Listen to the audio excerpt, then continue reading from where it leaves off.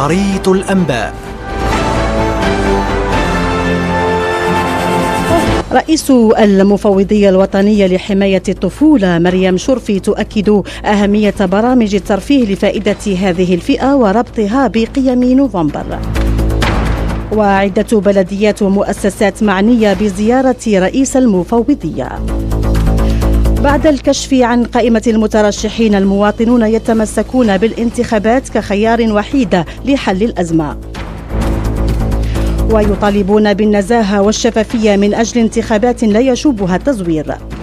وليميلا يؤكد أهمية إجراء حركة في الإدارة المحلية للقضاء على البيروقراطية. عشية المولد النبوي الشريف تحذير من خطر المفرقعات والألعاب النارية. وسكان جزء هام من بلدية مينار زرزة يشتكون تدهور شبكة الطرقات وصعوبة في التزود بالماء.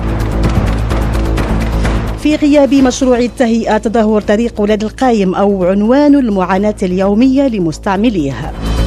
في الثقافة، ميلا حاضرة بقوة في الصالون الدولي للكتاب من خلال عدد هام من الأدباء بإصدارات جديدة.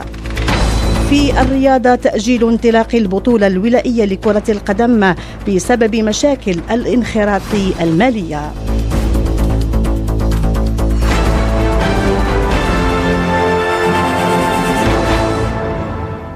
ختام شريط الأنباء. تقبلوا تحياتي مريم حساني لهشيلي. شكرا لكم وإلى اللقاء.